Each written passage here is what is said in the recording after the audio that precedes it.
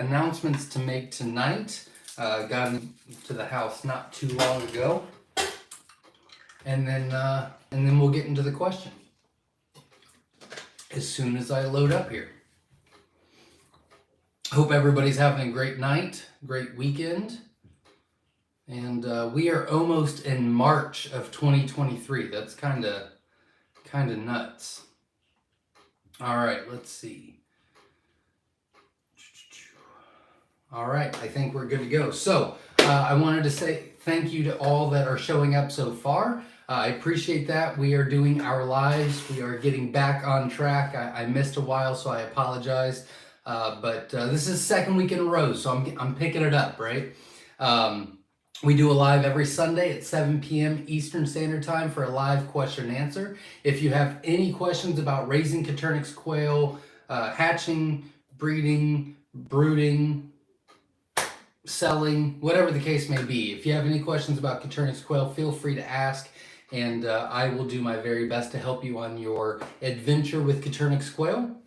That is why we are here. We do a couple fun things every Sunday, and if you want to let us know where you're from, it's always interesting to see where all the quail people are at in the world, so that would be kind of cool if you want to do that. We support each other here, so if you can support me by just hitting that like button, I would greatly appreciate it. Helps the channel grow and makes me feel like I'm doing something, so I'd appreciate that as well. And if you've hatched any hatching eggs from us in the past week and have not given me those results, feel free to let me know. I will write those down and put those on our list. We are currently sitting at a 73.7% hatch rate on shipped eggs. And not that a lot of people are interested, but some people find it interesting. I do have my numbers in. I actually finished February a few days ahead of schedule because March is a very, very busy month for me. So currently we are shipping out 1,937 eggs a day, on average, 7 days a week. Now I don't ship, there's 2 days that I don't ship. So those eggs are, pulled to the next day or whatever, but that is a lot of eggs. Currently we have, I did not write that down, but currently we do have more birds in our barn than we've ever had before. So it is a very busy, crazy time. So I appreciate all of you with your patience, and if you have ordered from us and you're waiting for your order, believe you me, we are going as quickly as possible. And we are moving about, we're going through close to about 700 grow outs a week to put into the breeding program, but about, I would say maybe 300 new breeders a week. Because, some are males, some don't hit our standard or whatever the case may be. So we are very, very busy here, but I'm glad we're back on track with the Sundays. And again, if you have any questions, feel free to ask. We do have some big announcements coming your way as far as QuailCon. I'm going to start working on that hopefully this week, as well as a couple big announcements that I cannot wait to share with you. So stay tuned for that as well. Anime gamers in the house, welcome. We're glad you're here. John F is in the house. That's QuailCon. I will be we'll be working on that shortly. Absolutely. Vase Place and Ed Got Bait are the moderators here on the YouTube channel. They help everything go smoothly. Help a lot behind the scenes, and they are huge contributors to the quail community as a whole. So thank you very much. Chase is in the house. Welcome. John says good evening.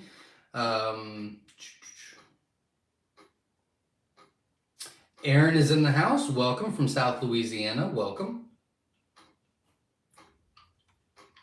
Stills and Squills Barbecues in the house. Welcome. Chase says, got my eggs in the incubator. Had to take out thermometer. Didn't have the room. Sometimes that happens. I get that. Our lockdown that we built. So we've got one do-it-yourself incubator, one do-it-yourself lockdown, and 3 GQFs. One is George, but he doesn't use it, so we brought it down for us. And our do-it-yourself lockdown officially went kaput this week, so That is kind of a bummer, but we do have a new one that we just need to build, and so that's just getting more of a priority, I guess. Luckily, it only had, I don't know, maybe 600 eggs in it, so it's not the end of the world, because all three of the two of the GQFs have 1,200 eggs each in it, so it could have been worse. Could have been worse. Bill Thompson's in the house, says newbie here, don't have anything yet, tuning in to learn. Well, welcome. Hopefully, if you have any questions, feel free to ask, and obviously we usually get a lot of good questions about 15 minutes in. Usually I get through a lot of welcomes first before we get to the good questions.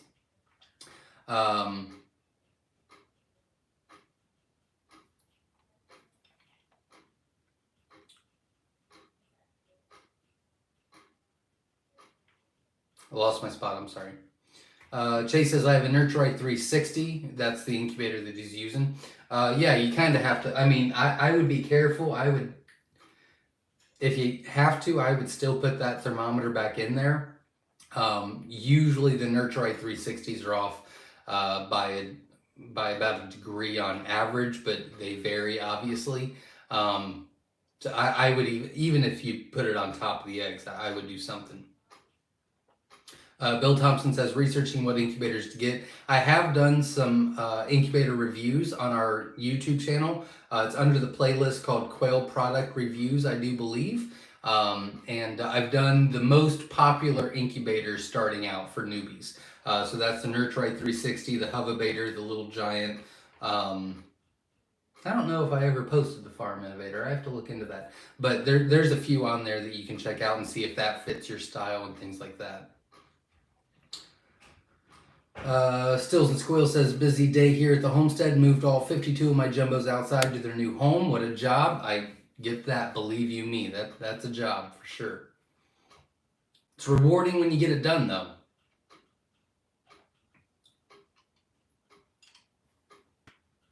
David Lister's in the house. Welcome. We're glad you're here. Andrea Perry's in the house. Hello. Watching from North Carolina tonight with one of my older boys, Ethan. Well, welcome both of you. Glad you're here.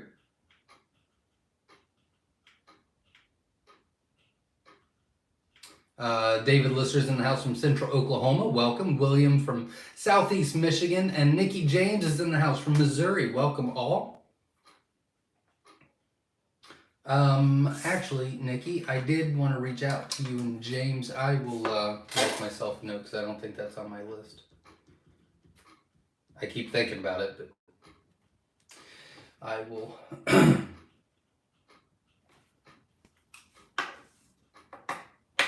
get that done. Icy Quail's in the house from East Texas. Welcome, glad you're here. Eric is in the house. Got my first eggs delivered yesterday. Went into the incubator today. The card said 121, but I am assuming that was supposed to say 221. Yeah, I did that for the whole week, I guess. I just skipped, I just forgot a whole month. It just happened. They're laid same day, so yeah, it's supposed to be 221. My apologies, but yeah, I did that. I had I don't know, probably at least 27 texts this week. Says they were laid over a month ago. Are they still going to be okay? And I'm like, yeah, no, I'm just an idiot. The eggs are fine. I'm the one that you need to worry about. Oops. But yeah, they're good. They're good. And good luck. Raised in the house, lost approximately 45 baby quail to a 5-foot rat snake. Ugh, I hate when that happens. We've had a snake issue once the whole time we've been raising quail. We've had rat issues. We've had other issues, but only one snake issue, but we're not really in a snake area either. So, but it is very, very disheartening to say the least. Let's see. Bill says I can make a brooder or cage cheap, but the incubators seem to be a problem finding something cheap that works. Yeah, I always recommend spending a little bit. I mean, not, I wouldn't buy a GQF starting out or anything, but I would put some money into an incubator when you're first starting out instead of trying to build one, just so you can get the rhythm of everything that's going on. Julie's in the house from Wyoming. Welcome. We're glad you're here.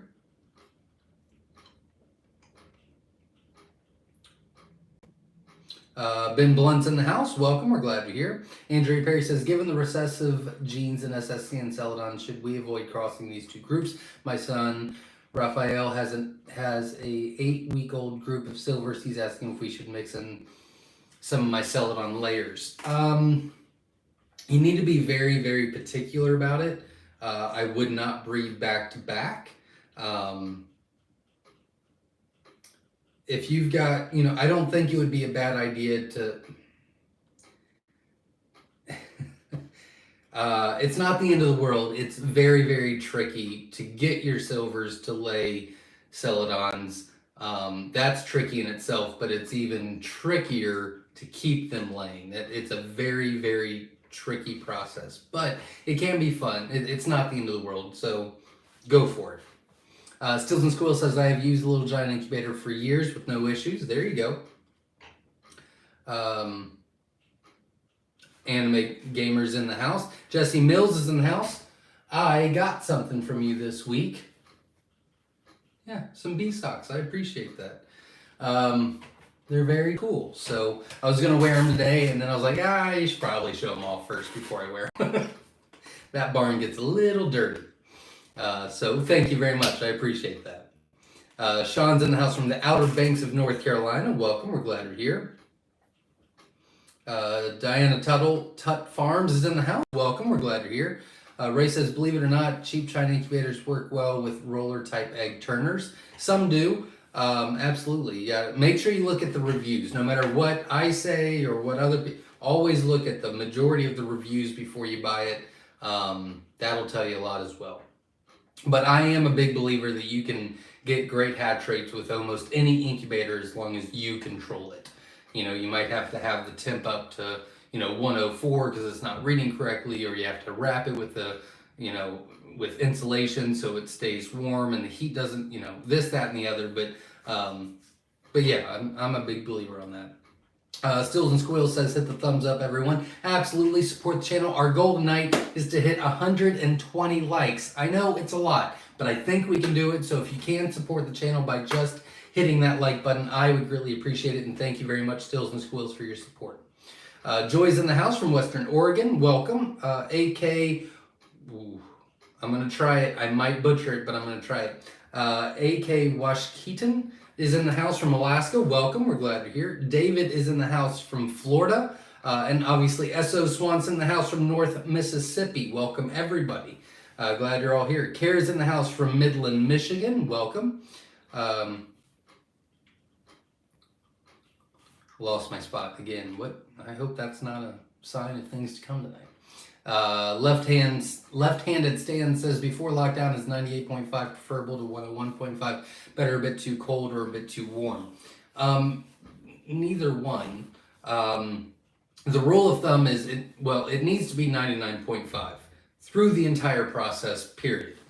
You do have a half degree fluctuation in each direction, and it's still in the green zone. So if it's 99 degrees or it's 100 degrees, you're still a half a degree away from that 99.5.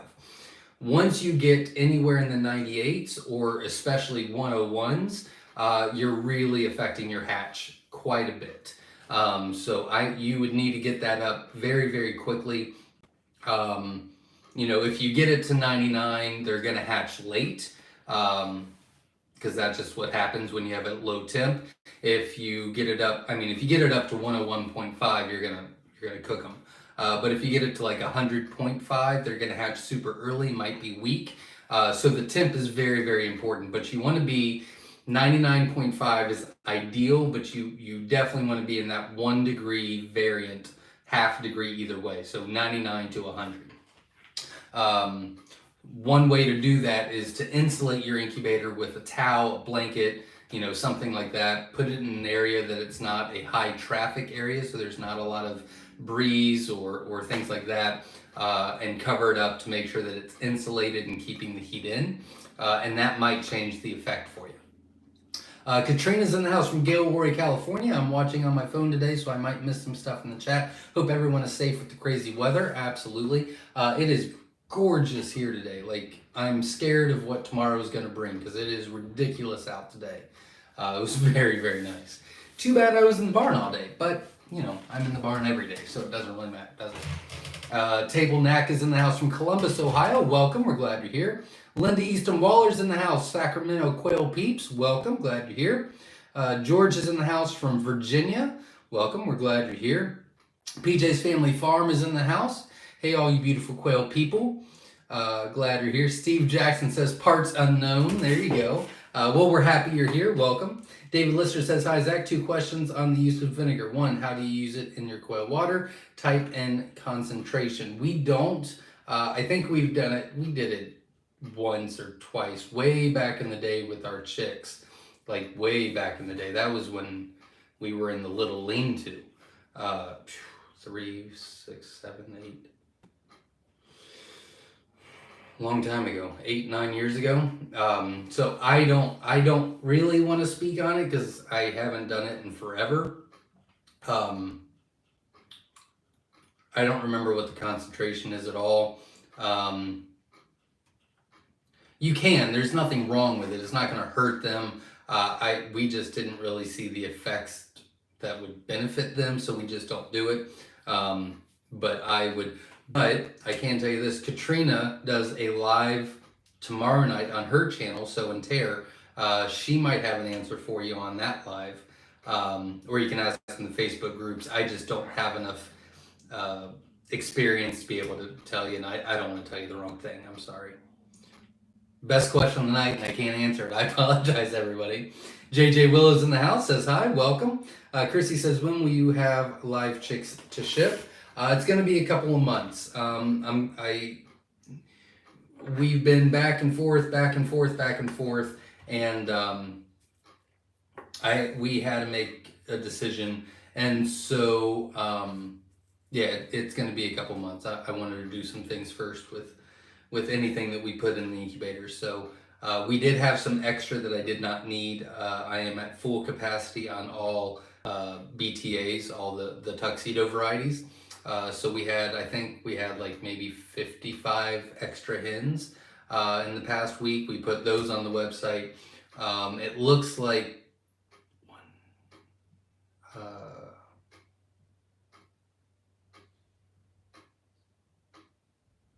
27, 28, 29, 26.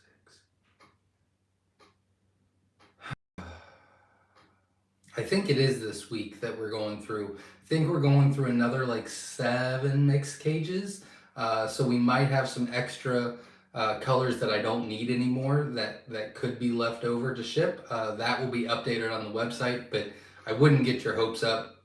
I wouldn't hold your breath or anything. But I think it's going to be a couple months before I'm comfortable putting them up, because when I do put them on the website officially, I want it to be very consistent. I don't want to run out and a couple weeks later put some more. Like, I want it to always be on there.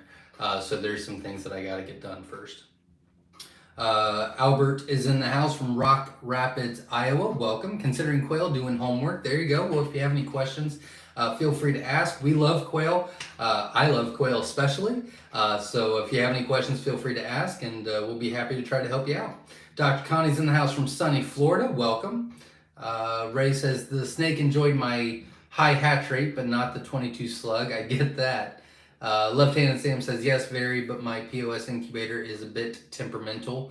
I get that as well. The Norseman's Homestead is in the house from Southeast Texas. Welcome. We're glad you're here. Vicky is in the house. Welcome. Karen's in the house. Says, hello, everyone. I am from Holly Springs, Massachusetts.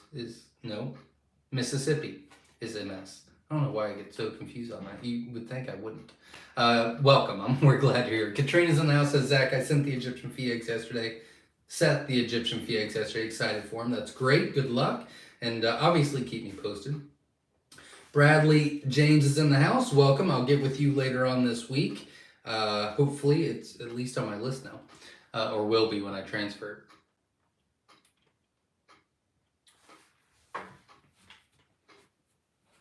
David Lister says, when using to add new quail to a covey, that was a vinegar.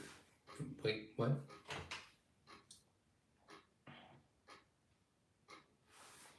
Yeah, the vinegar question I'm just not capable of answering, and if I do try to tell you, it's probably, I don't want to be wrong. I just don't want to be wrong. I'm sorry. Chase says, I was so happy to finally get my eggs. That's great. I do believe they were shipped like Tuesday, so you just got them. So good luck, and obviously keep me posted on that. Tony is in the house from Toronto. Welcome. We're glad you're here. Marty S says, I hatched 20 of 25 this week, and all are doing well. Feather sexable mix. That is wonderful to hear. Congratulations. Great hat trick. Congratulations. 20 out of 25. That is wonderful. We love those numbers. I did say the thing. You're right. I did say the thing. Ray says, just put 24 chicken eggs in the Brado and 40 quail eggs in to replace losses from snake. There you go. Good luck with the hatch. Quail Corner Homestead is in the house. Welcome. Dane is in the house. Hello, first time here from Georgia. Well, glad you're here. Welcome. We're glad to see you. Bill says, I'm about to start, newbie. Question. I go away camping about every other weekend in the season for 3 or 4 days. Can I still water and feed quail that long while away? You can. You just, really, that's not a problem at all. Usually with the 5-gallon bucket system, it depends on how many quail you have, but that usually lasts a few days per cage, so that wouldn't be a problem at all as far as the water. Just make sure that that's fully full. And the feed, you'd probably have to get one of those big, chicken feeders to put in there and fill it up for days. But yeah, that's completely doable for sure. They're not very hard to take care of. Bethany's in the house, says, have eggs in the incubator, hatch date the 6th. Well, good luck. We wish you all the best. Ashley Rose is in the house from Indiana. Thanks for the update on orders. We are waiting for some sparklies at the moment, ordered about 2 weeks ago. Looking forward to hatching those beautiful birds out. Well, thank you very much, and we will get them out to you as quickly as I can. Crystal says, good evening, everyone. Welcome. We're glad you're here. Anime says, I'm trying to get my boyfriend to go to the event that is not being named right now. I won't say it anymore. Yeah, I got to get on the ball with that. It's time to start. So hopefully that's on my list this week. Hopefully. Hickabilly LLC, love the name. From Montana, welcome. We're glad you're here. Ben Blunt says, just received my eggs from you guys yesterday in the incubator tonight. Wonderful. Good luck, and obviously keep me posted on that. Peter is in the house. I'm getting eggs from you in a couple weeks. What's the humidity level? Do I need to start it out? I was trying to find out on the website, had a hard time finding it. So we will actually send you a hatching guide in the box, which will give you step-by-steps.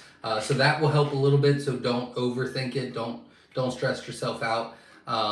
So that will come and you can read it. It's step-by-step instructions on how to hatch Coturnix quail, what the best practices are. But as far as humidity, it depends on where you're at. But typically you want your humidity between 40 to 45% during incubation, and then you bump that up to 65 to 75% to lockdown.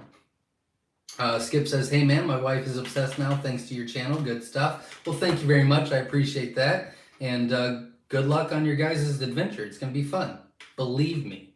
It is addicting though. I apologize in advance, but you're going to love it. Vicky says, hi Zach, just finished 2 hatches in 2 weeks. Your grouse are amazingly good, fertile, strong, and healthy. Yes, they are. I'm very, very impressed with those. We did increase their weight and a little bit. Their egg size grew dramatically. I was very excited about that. But they are amazing layers and just very consistent. I love the consistency about the grouse. Absolutely. Ray says, I would change camping habits for part of the process and get a tender for the rest. Once you start, you'll figure out a rhythm, but I promise you it's not overwhelming. You don't have to change everything just to raise Coturnix quail. They're going to be fine. Give it a couple weeks of you raising, adult quail, 6-week-old, 8-week-old quail, and you'll go, oh, yeah, I can go away for a few days. It's no problem. You just got to get the right feeder, right water, and then the rest is golden. Chase says, I did run it for a week beforehand and got it running at temp beforehand. That's great. Good luck. And that's a plus. That's a plus. Jennifer says, at what week or age can hatchlings go on wire? We put ours on 1 week. It's 1/4 inch. No, it's not. It's 1/2 inch. I apologize. We changed that. Sorry, it was driving crazy. We put ours on wire at 1 week old. We have a system here, but a lot of people feel more comfortable about it at 2 weeks. The first like hour or two when you put them on wire at 1 week old, they're kind of like, I don't know what this is, and it kind of freaks people out. But they get used to it very quickly. It's not a big deal. But at 2 weeks old, they're obviously twice the size, and a lot of people feel more comfortable with that. So 1 to 2 weeks. Adam's in the house. Says Cy Zach from New York. New to quail, got 50 eggs Friday from Broome County Quail, hoping for a good hatch and would like to get some jumbos from you. Well, good luck on your hatch. I wish you all the best, and it sounds like you're well on your way, so congratulations. Egg Got Bait says, Myshire Farm, please explain that the train derailment in no way is affecting you. Nope, that was pretty far away from us. It's very sad where they're at. It's a disaster. But it did not affect us at all. I think it's like 6 hours. I mean, it's literally really far away from us. Like, I can travel to Tennessee before I can travel to there. It's a very remote area, pretty far away from us. But yeah, didn't affect us at all. Didn't affect us at all. Jan's in the house. Joe and, oh dear God, where'd you go? There you are. Joe and Jan, Steffi's in the house from Indiana. Well, welcome. We're glad you're here. Skip is in the house from Pickens, South Carolina. Welcome. We're glad you're here. Texas Top Shelf Reptiles is in the house from, obviously, Texas. Welcome. Hickabilly says, I'm getting ready to get my first 24 eggs to hatch next weekend. Starting small, I want to have a broody chicken hatch them, but have an incubator as a backup. What's your opinion on that? Some people have had success with that. Usually it needs to either be bantam chicken or possibly silky. It's a small majority, but it's probably a small majority that tries it as well. So it's a possibility. And like you said, you got an incubator for a backup. So I say go for it. That'd be great if you can make it work and it works for you.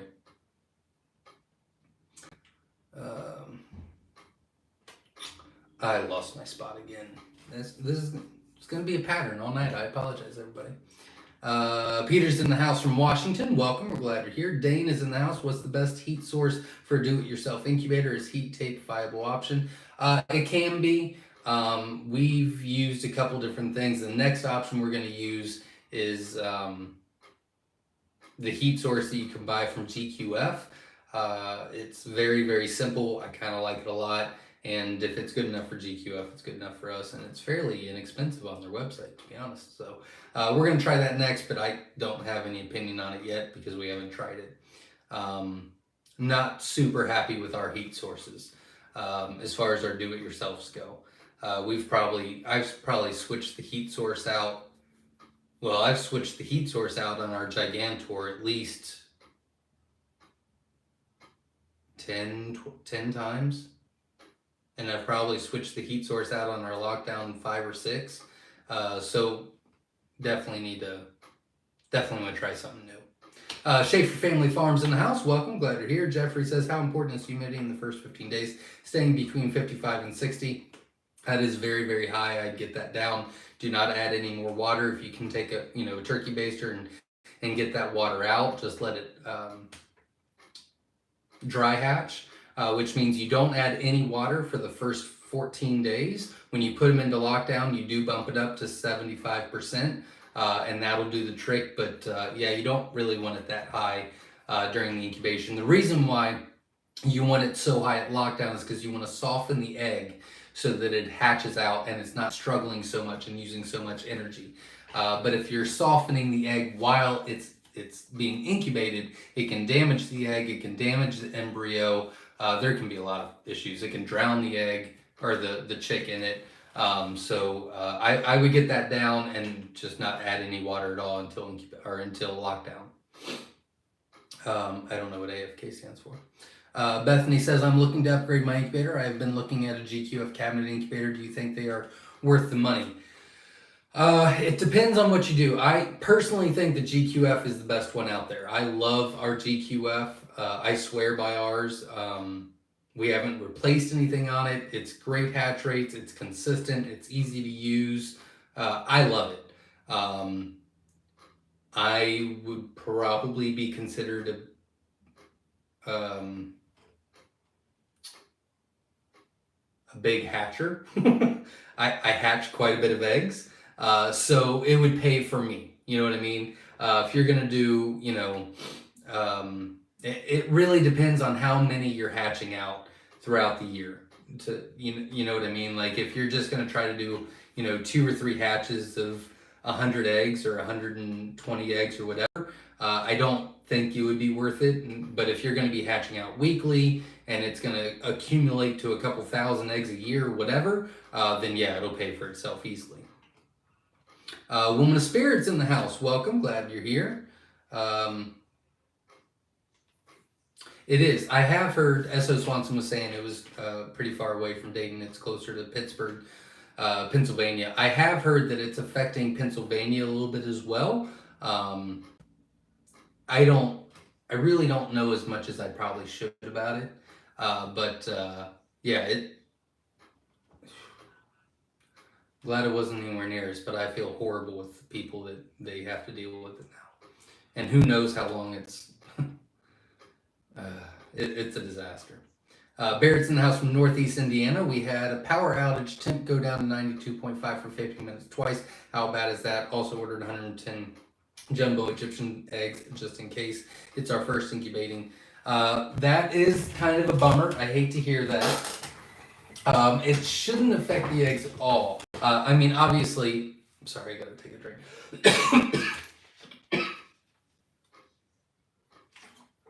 Obviously, power outages and it dropping and changing temp, it's not ideal, right?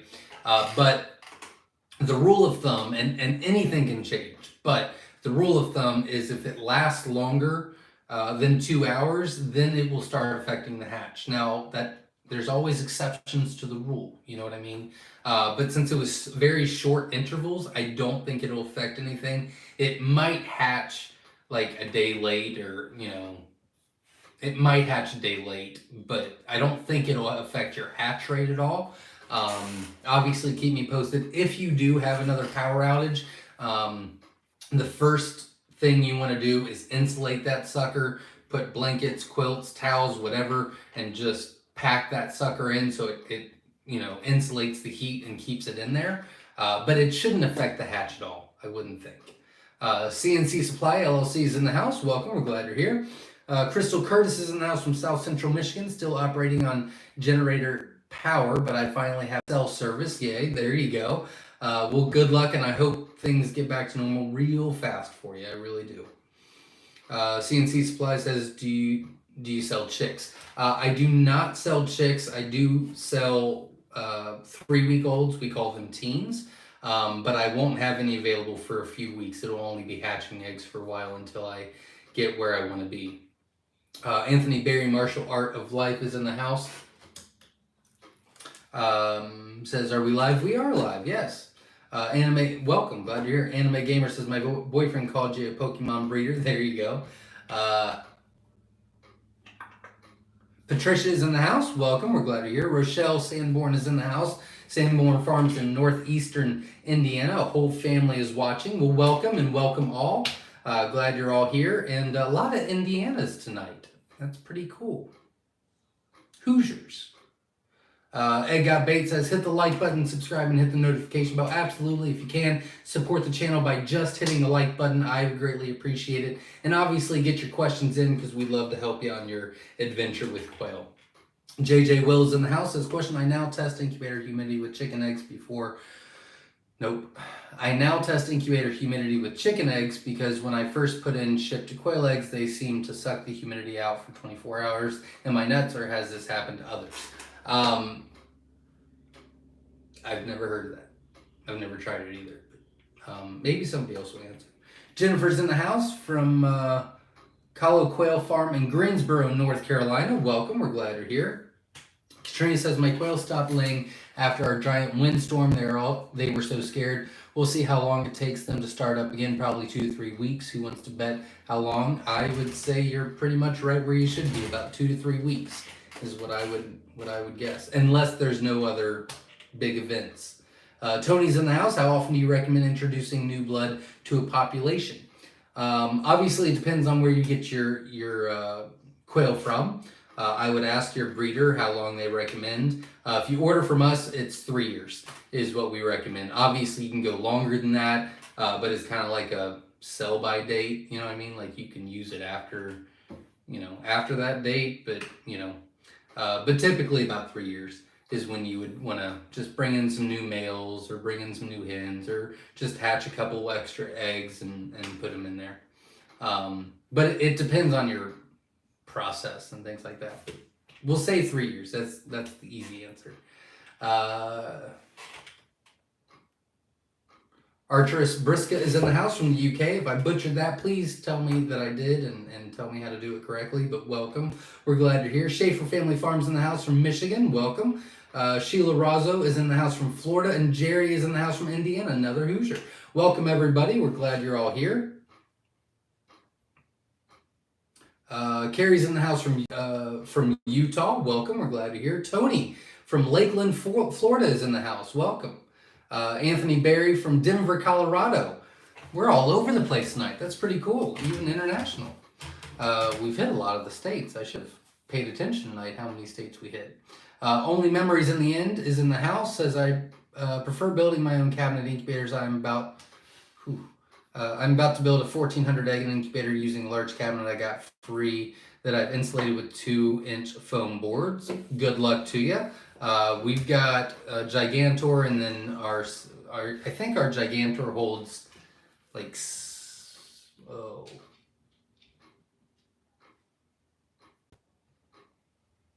I don't remember.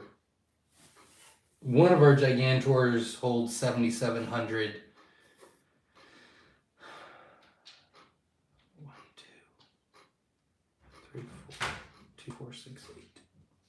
880, so 900. 1, 2, 3, 4, 5, 6. Yeah.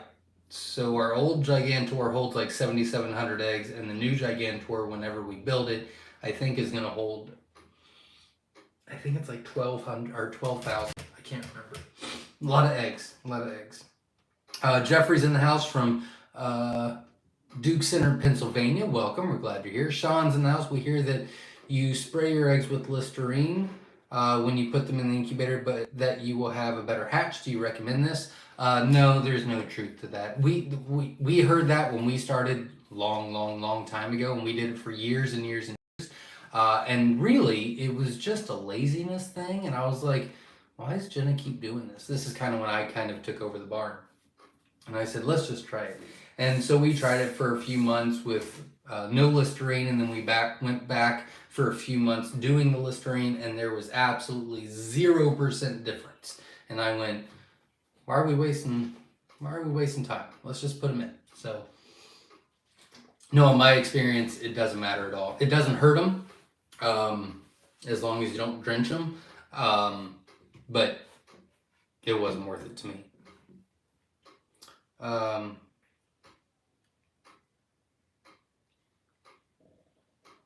I lost my spot. Oh, here we go. HC11 is in the house from Oklahoma. Welcome. Glad you're here. Hickabilly says, what's your opinion on broody chicken to hatch quail eggs if she's isolated? We did already kind of talk about that a little bit. Some people have had success with it. Usually it needs to be a bantam or a silky. But some people have great success with it and some people don't. But I do believe you said you had a backup incubator, so it's worth a shot for sure. Only Memories in the End says I have 10 144 egg 12 volt turning racks, $10 digital controller and ceramic heating elements, along with air circulation fan for the build.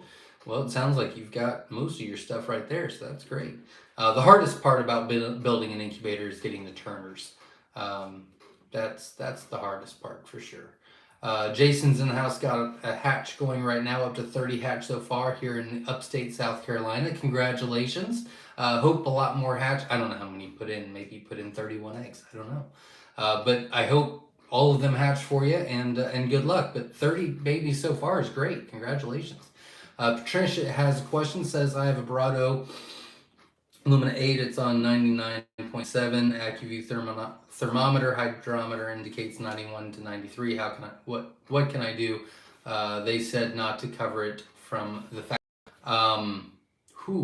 That's a huge gap. I don't know anything about the AccuView thermometer. I didn't personally like it, but I mean, I didn't spend a lot of time on it either. I didn't personally like it a lot.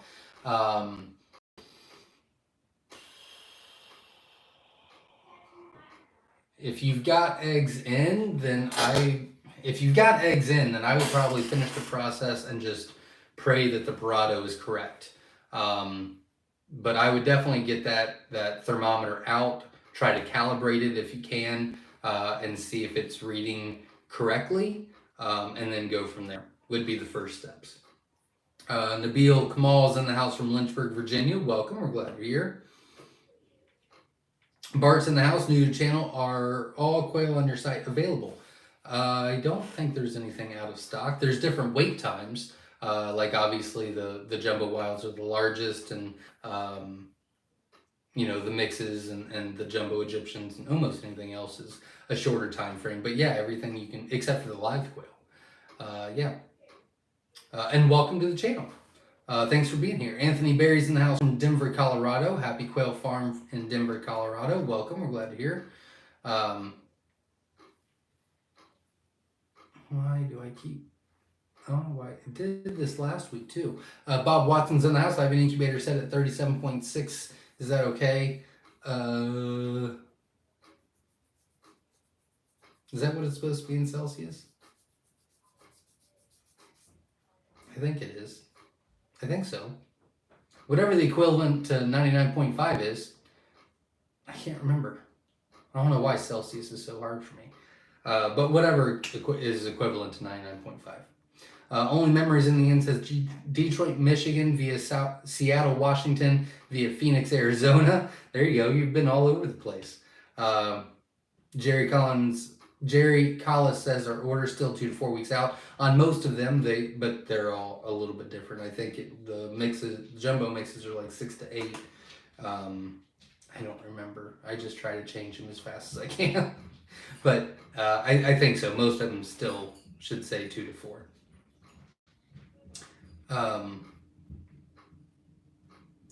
Tina232 says, how many square feet do I need per grow out for my hatching eggs? So the first in the brooder system, which is day 1 to 4 weeks old, it's 6 chicks per square foot. Anytime after that until their death, it's 3 quail per square foot. So if they're in the brooder, it's 6 chicks per square foot. After the brooder, it's 3 quail per square foot.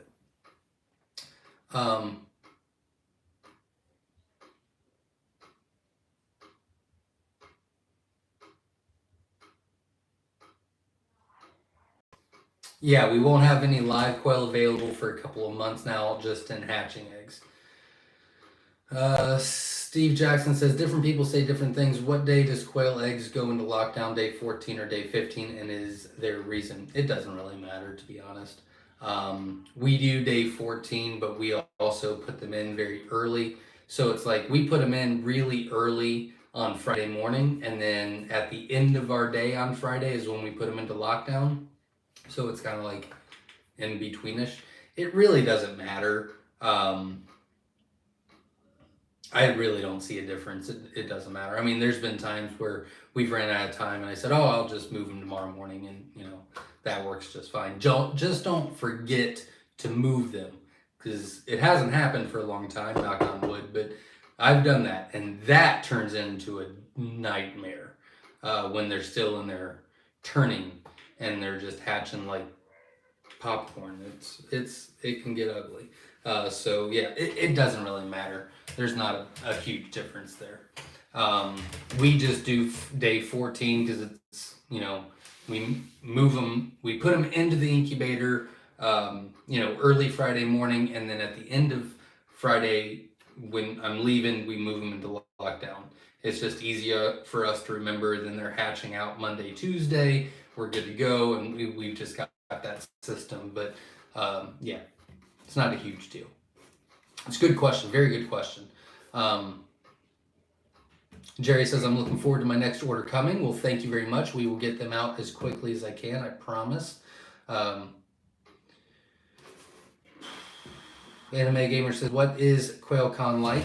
It's a lot of fun. The first day is, barn tours and farm tours and vendors and expert tables and just a good time. We had a cookout last year.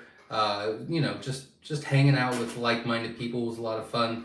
And then the next day we have speakers galore, really getting into how to raise quail or how to run a business or basics of quail or quail genetics or how to build your own quail cages or brooders or whatever. Like, it's just a lot of helpful information. It's a good time. Schaefer Family Farm says, Jumbo Wilds, I'm trying to get a better consistency when it comes to egg size. What would be the perfect egg weight to shoot for? Bigger is better, but I don't want to push them so far. I personally don't like bigger eggs. I think everybody's different, and so, it depends on what you're doing. But I personally don't care if they're big eggs or not, because big eggs don't equal big birds. It has nothing to do with it. But with that being said, every time we, send out big eggs, or every time people have big eggs, they never find cartons for them.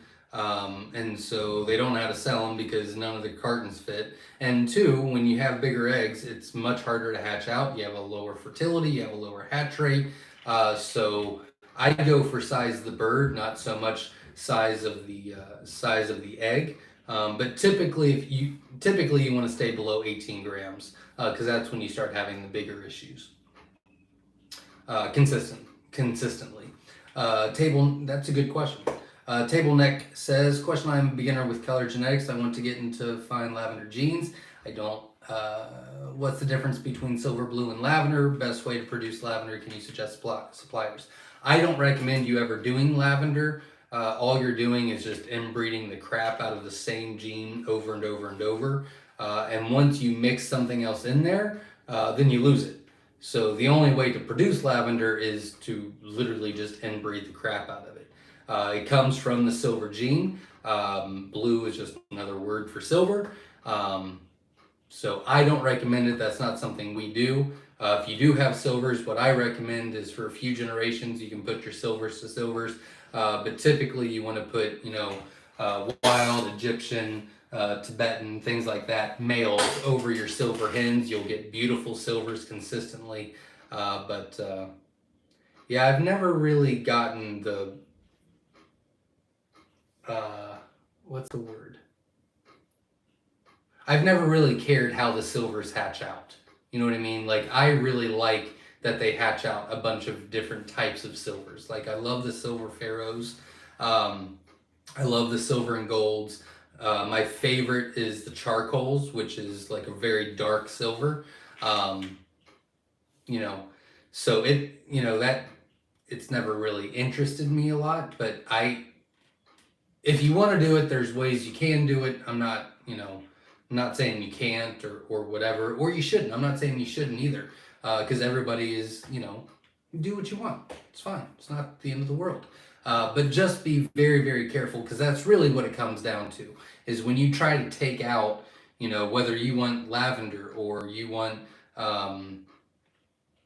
just charcoal, or you just want silver pharaoh, or you just want, Andalusian, or whatever the case may be. If you just want to take one style out of that SSC, out of the Schofield silvers, then really what you're doing is you're just inbreeding the crap out of it over and over and over and over and over. Eventually you're going to have issues with that. So you just got to be careful, and then you're going to have to, it's kind of like taking one step forward and two steps back. It's just a consistent struggle with that. It's just what I'm saying. But I'm probably not the best to ask about that, because I'm not for it. Buster's in the house from Oklahoma. Welcome. We're glad you're here. Carrie is in the house. How far out on your jumbos? All of our we have a lot of different jumbo varieties on the website to choose from, and most of them have different wait times. I think the shortest wait time is the Jumbo Egyptians, Jumbo Mixes, then maybe Jumbo Whites, and Jumbo White Wings, and then Jumbo Wilds. So I think all of them are different wait times, I think, but it'll say on the website.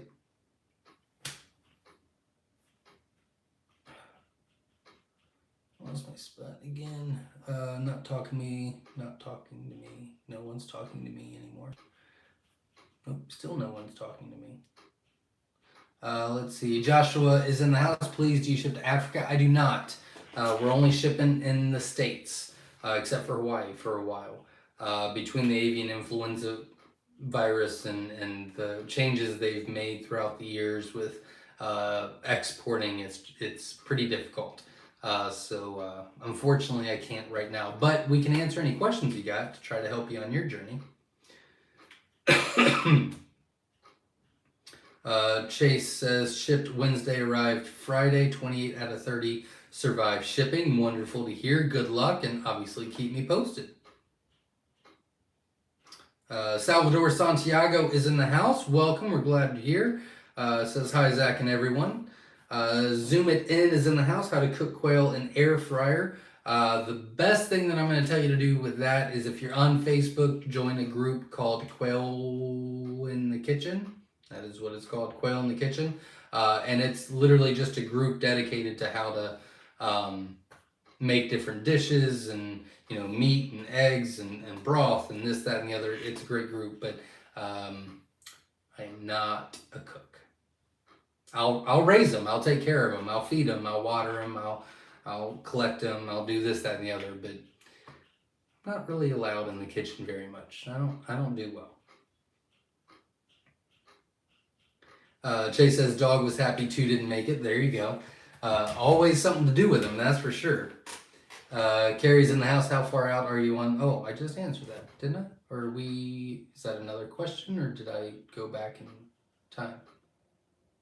Yes, we did just answer that. Okay. Different time frames on the website for all the different variety of the jumbos. I know I keep saying it. Dreams Acre says, I forgot about a turkey egg left in the incubator rotten, and the smell was taking over the whole thing. Took all apart and scrubbed it, and a little bleach can get the smell out. Suggestions? I would never use bleach on an incubator. And you're probably going to have to wash the crap out of that a few times and let it air dry.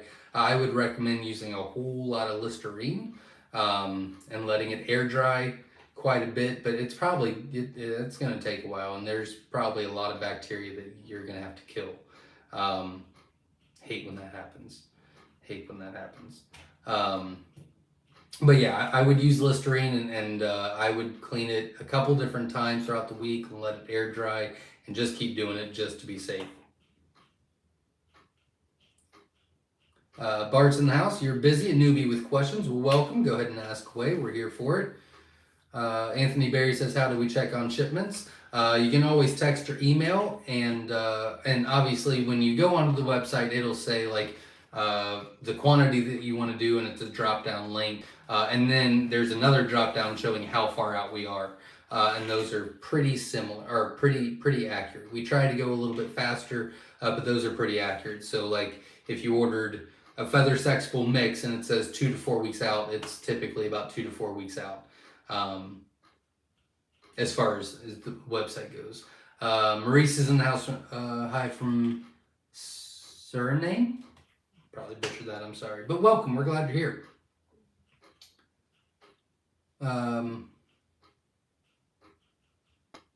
JJ Willow says, it is torture waiting for eggs to arrive. I get that.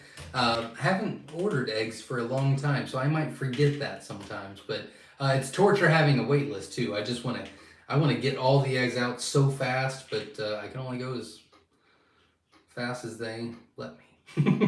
Good luck on your adventure, and I'm sure you're going to do great when they come in. Kara127 is in the house, piggybacking on the camping question. We camp a lot in the summer too. If we're going for a few days and don't collect eggs, are they still okay to consume if the temp is in the 80s? Yep, that wouldn't be a problem. You just don't want to hit over about 98. You don't want it to hit over. If so, maybe feed them to animals, dogs, pigs, whatever, if it gets that hot. But in the 80s, they're completely fine. Not a big deal at all. That's a good question as well. Stills and Squill says, I'm a master distiller by trade. That's cool. Have access to used mash, 96% rolled corn, 4% grains. It has 9% protein tested, feeding cattle with no issues. Do you think it would be safe for Caternix? I think it's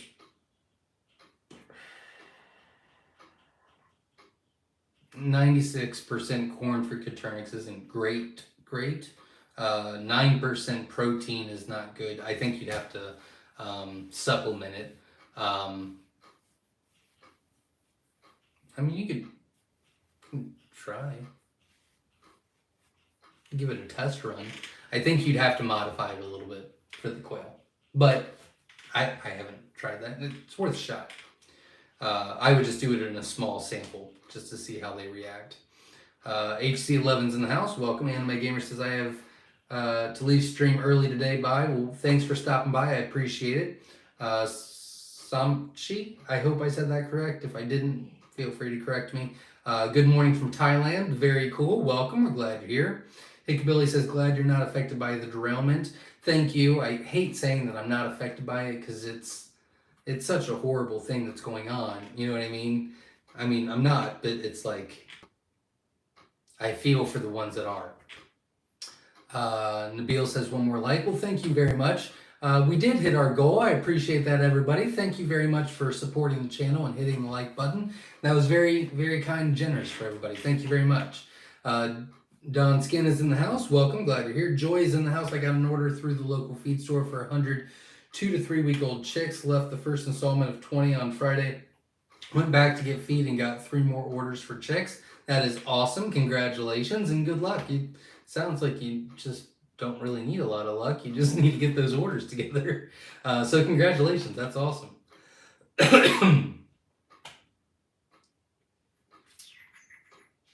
Don Skins in the house from South Mississippi, tuning in late. Been working on my brooder. That's exciting. Good luck. And thanks for stopping by. Oxford Prepping's in the house. Good evening from Pennsylvania. Welcome. We're glad you're here. Dreamsaker says, I did the baking soda also. The smell is absorbed in all of the plastic. Baking soda is a good idea as well. Good job. We'll just say Nelson's in the house. Can I pre-order some eggs for May delivery? Yeah, when you go to the website, you can always order on the website. There's a note section. You can request that ship date in the note section.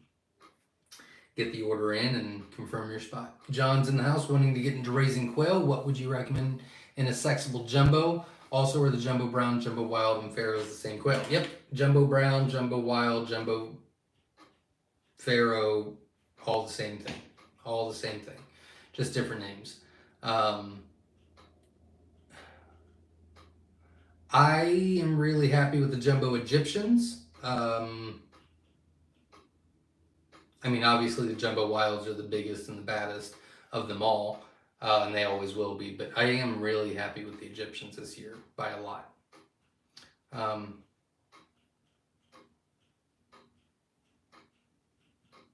Vicente's in the house. How can you tell if the quail is female? Because I have a quail with orange and gray speckles on the chest. I know the male quail is a solid orange color in the chest. You can always vent sex, which I have a video on. You can just type into the YouTube search bar, vent sex by Myshire Farm. But if it's a speckled chest, it's a hen. If it's a plain chest, it's a male, but there's some that are not feather sexable, so you got to be careful with that as well. It says orange and gray speckles, so I would assume it's a hen, but you know, you can always double check with either sitting out there for a couple minutes and seeing if it crows, or mounting, or you can vent sex it, which I've got videos on. It's much easier to watch the video than it is to describe, because it's kind of difficult to go through. To explain, it's not easy. It's not difficult to do. It's just difficult to explain it. Nelson says, thumbs up, people. Thank you very much. I appreciate that for your support. Steve Hogan's in the house. Good evening, everyone. Welcome. We're glad you're here. Katrina says, Zach, what do you use for a backup power source for the incubator? Do you like it, or are you looking to change? We have a generator that's connected to the entire quail barn, so if we ever lose power, the generator goes on. I think it lasts for, I don't remember. I think it lasts for 16 hours if the tank is full. And we've got 2 tanks, so it's quite a while. Luckily, we haven't, I think it's been used twice, but power outages have been like, one time it was like 30 minutes and the other one was like 4 hours. Did its trick, so I'm happy with it so far. Ray says, get a Barado Real 24 if you can afford one. There you go. Dreamsacre says, I started it back up and stuck a dozen chicken eggs, hoping the smell won't affect hatching. Stuck all my quail eggs in the bigger new one I hatched quail in last year, hoping for more quail chicks. Well, good luck on your hatches. Vicente says, I lost 6 quail chicks due to power outage. I am sorry to hear that. Unfortunately, sometimes that's unavoidable. Katrina says, hey, I made it to a computer, so much better to read and type on. I bet so. Dellenbach Farms is in the house. Good evening, Zach. Will you be doing any more Zoom calls? I currently have orders of 5,000 plus eggs a month. I want to pick your brain on some ideas I have. I hope so. That is the plan. It probably won't start until, God, I hope it starts in April. I really hope it starts in April, but yeah, we've got to finish some things up first, but they will be coming eventually.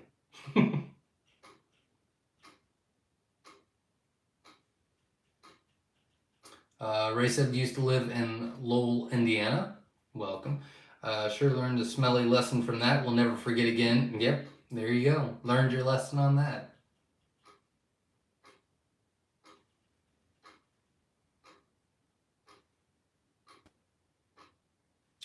Jose Soto's in the house. Hey, everyone. Jay from Very Nice Farm, South Carolina. A lot of South Carolina tonight, too. Welcome, everybody.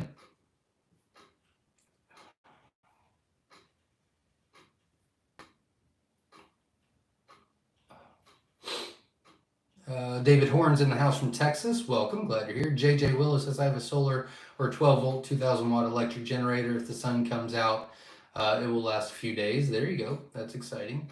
It's a nice generator. Ray says, Florida now. My mother, oh, not talking to me. Sunrise River Farm says, hello, all my fellow quail lovers and Zach and admins. Finally got another shipment of eggs coming in. Lost the last one to a breaker going out in the middle of the night. I hate that. Unfortunately, that, not a lot you can do there either, but persevere. But good luck on your next hatch. Steve Jackson says, question, if large quail eggs tend to be double yolkers and don't hatch, and jumbo wilds make larger quail eggs, is there a problem with hatching large jumbo wild eggs? I mean, I guess it depends on how big the eggs are, but we try to keep our eggs at a smaller egg size. They're still jumbo size, but we don't try to go for big eggs. We try to go for big birds, just because of that itself. So we don't hatch anything that's over 18 grams anymore, ever. JJ Willow says, I got the cheaper FF Power from Amazon because it has pass through. Very cool.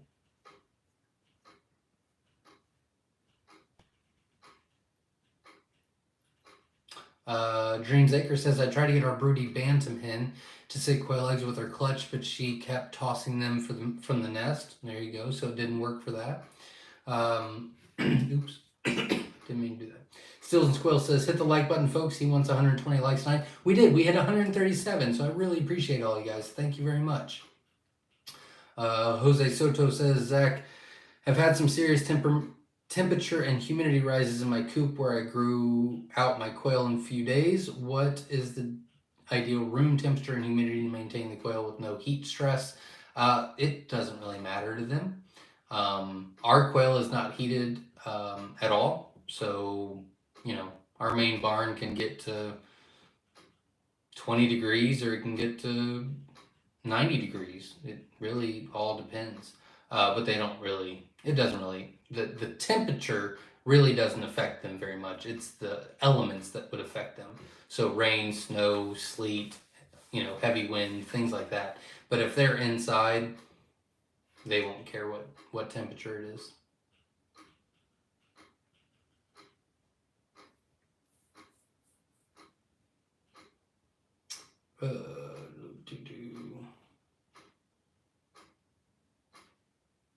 Ashley Shannon says, do you sell hatching eggs on eBay? We do. We do sell on eBay as well.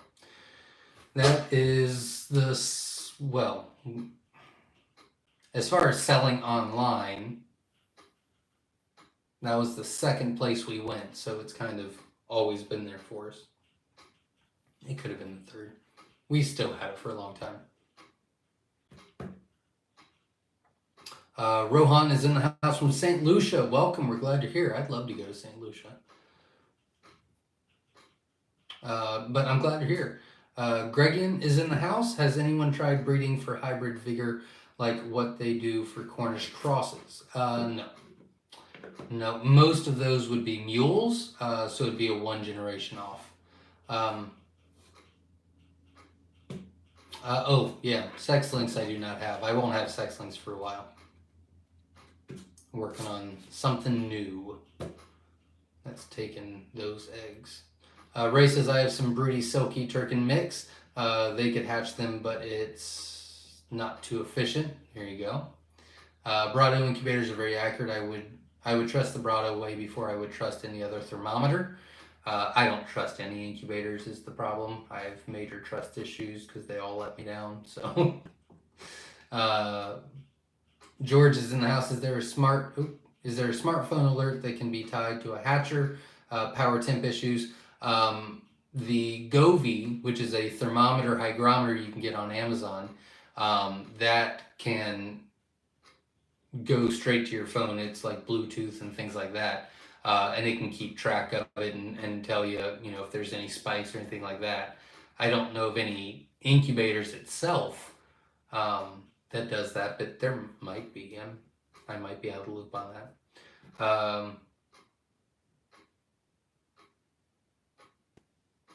I'm probably gonna butcher it. Carolyn? Maybe.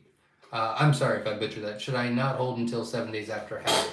Should I not hold until 7 days after hatching?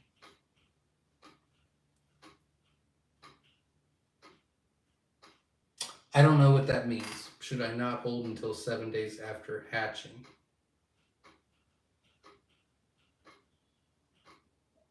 I'm sorry, I don't know what that means. I need you to explain that a little bit more, and I'll try to help you out. Sorry. Ray says, if you were spending good money on a Brado, trust the Brado or send it back. There you go. JJ Willow says, I joined So and Terra last week and really enjoyed it and learned new things. There you go. Awesome. Vicente says 37.5 Celsius. That is 99.5. I thought I didn't know that. I don't know why I struggled earlier. Thank you very much, though. Jerry says, are you working on any new colors or any new all about the color videos? I am going to be redoing all of the color videos. We are working on, well, I'm improving one line and then we are making a new one. So I guess you can say we're working on two right now. But all about the color videos will be redone this year as soon as I get the time to do it. But yeah, they'll all be redone this year. Bart's in the house. What, in your opinion, is the best bird to start with? Naturally, I like the jumbos, but it seems the bigger the bird, the less the egg they produce. That is true. In fact, watch the last video I actually did. It gives you a good, gives you a couple really good things to think about as far as which way you want to go. If I was starting out, I would probably just get,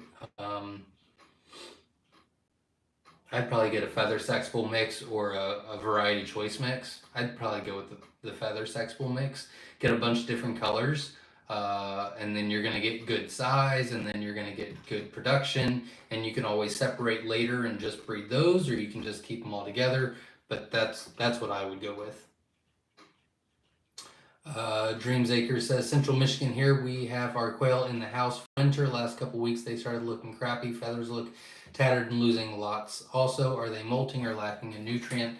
I would assume molting, but I mean, I would have to know a lot more, age and what they're eating, this, that, and the other, but I would assume it's a molt. Kurt Dees is in the house, says I live very close, 7 minutes. Can I purchase egg chicks in person? We do not allow farm pickups this year, unfortunately. We are only shipping all year. There was an avian influenza outbreak last year, really hit Ohio very, very hard.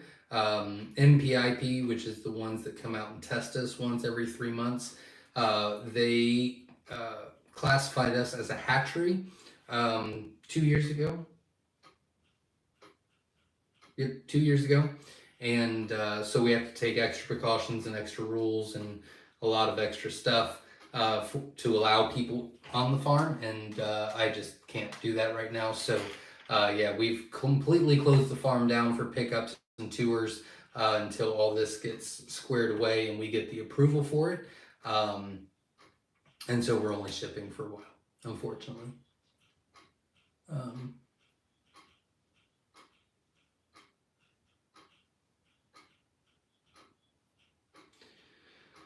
Should I add more water to the incubator the last 4 to 5 weeks trying to hatch eggs?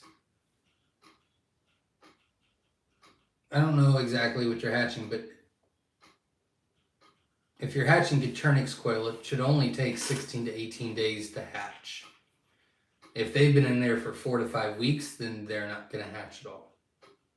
If that's what you mean, I'm sorry. That might not mean what you mean. Only Memories in the End says it's a good idea to buy a colloidal silver generator. I make my own using a bunch of pure sterling silver wires, most powerful natural antibiotic. My wife used to do that for a while. I don't know why she ever stopped. Carolina Kind Family Homesteads in the house. Welcome, glad you're here. Ray's in the house. Recently found a feed mill 25 miles from my house. They sell quail feed cheaper than any other store and 27% protein. Very cool. Congratulations.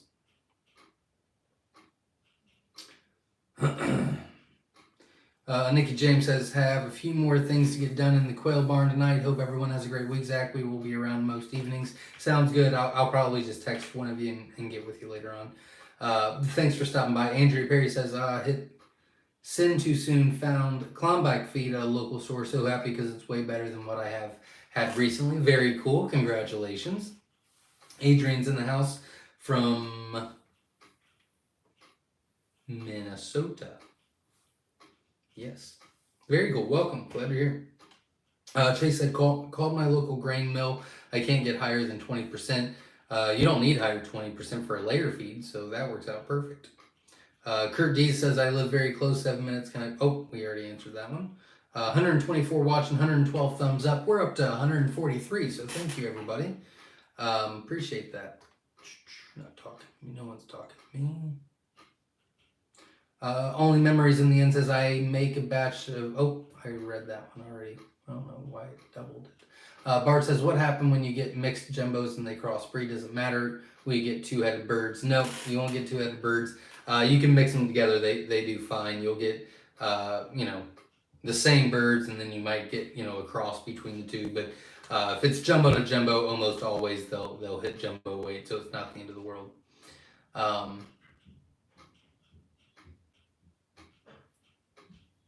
Sue McKee's in the house from Eastern Washington. Welcome. We're glad you're here. Are jumbo wilds considered native birds? Nope, they're not native to the U.S. Caturnix are not native to the U.S. at all. Danny is in the house from Puerto Rico. Welcome. We're glad you're here.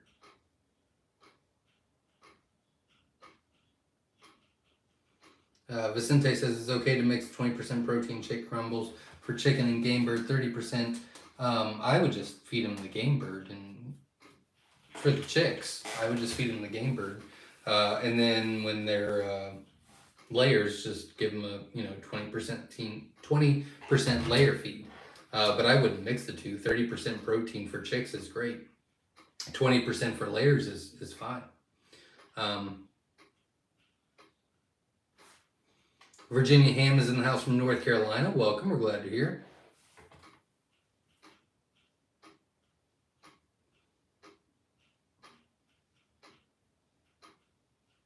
Yeah, 2-week-old quail, I would say 30%, and I wouldn't switch at all. That's great. George is in the house from West Virginia. Welcome. Glad you're here. Bart's in the house. Welcome.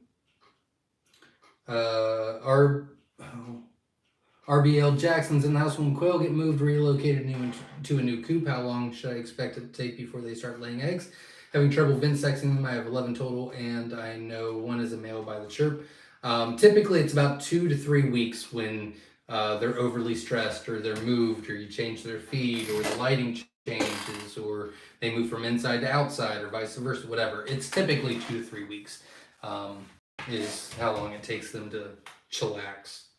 Lectic kitties in the house. My eggs are on the way. I'm so anxious to get them in the incubator. Don't I have to wait a day or two before starting them? It's recommended 24 hours. So once they get there, you open them up, let them breathe, let them settle, get comfortable with room temperature, and then you put them in the next day. So I would assume they'll get there Monday or Tuesday, and you are well on your way. So good luck on your hatch. That's very exciting. Curdisa, answered that one. Sheila Razzo says, do you prefer cleaning feed and water containers with Listerine as well? We do. Yeah, we do. Sumiki says, been getting 25 eggs a day out of 25 quail hens. That is what we like to hear. Gabrielle Dotson's in the house. Hi, Gabby from Ohio here, brand new to quail, and so excited to receive my first order of mixed eggs from you. That is awesome. Congratulations. Good luck. Obviously, we will get the eggs out as quickly as we can, but good luck on your adventure. And obviously, if you have any questions, I'm here every Sunday, and we'd be happy to help. George is in the house, first time here. Well, welcome. We're glad you're here. If you have any questions, feel free to ask as well. JJ Willow says, I'm homesick from Raleigh, West Virginia. There you go. Welcome. And yeah, I get that. Virginia says, I just got my first babies last week. That's very exciting. Good luck on your adventure.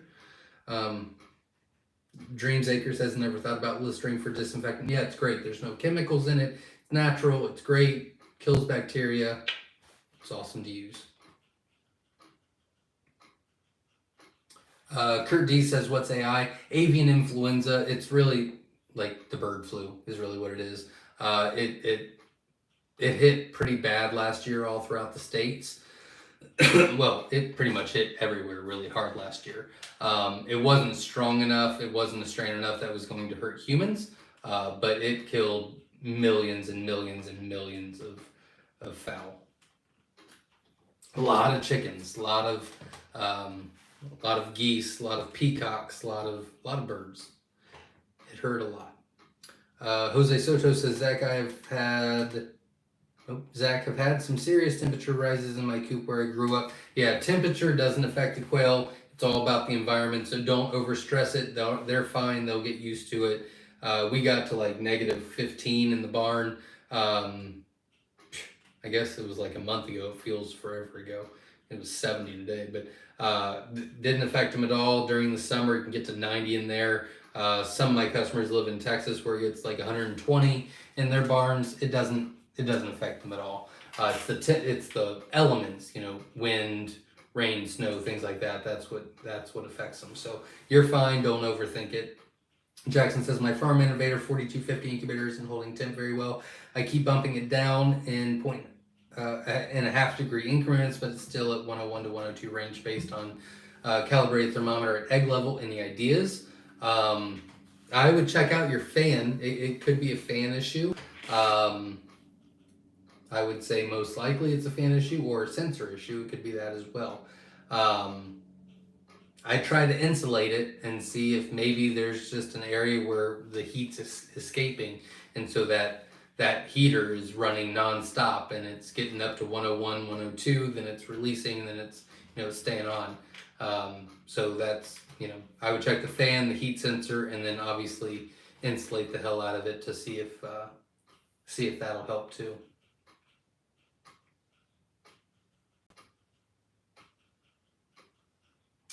Patty's in the house from California. I think you're our first. Oh nope, you're our second Californian tonight. Well, welcome. We're glad you're here. Gutros Urban Homestead is in the house. Just popping in to say hi. Well, welcome. We're glad you're here. Let's see. Jackson says, can I grow out chicks in my quail coop? No quail in there yet. If it's been pressure washed first and then later use it for quail after another pressure wash.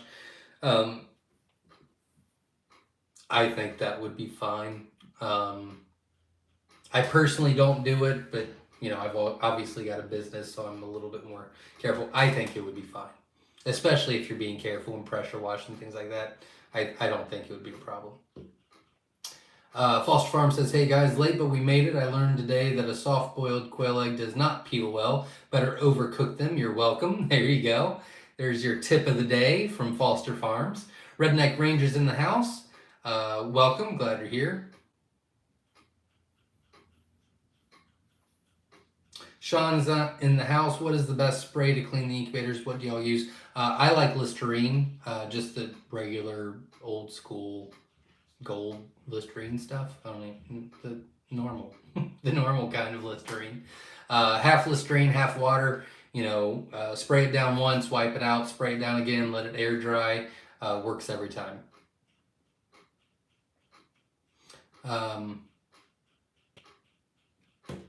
Patty is in the house. Why are you happy with the Egyptians? Really happy with their size this year. I really like their consistency in laying, their consistency in egg size. I mean, that's mainly it. I mean, I've liked them before because they carry the brood gene, their feathers sexable, their jumbo size, blah, blah, blah. But this year, they really increased their weight. They really increased their production as far as consistency in laying eggs. And then they've grown in their egg size as well. So I'm really, really happy with them this year. Very, very, very much.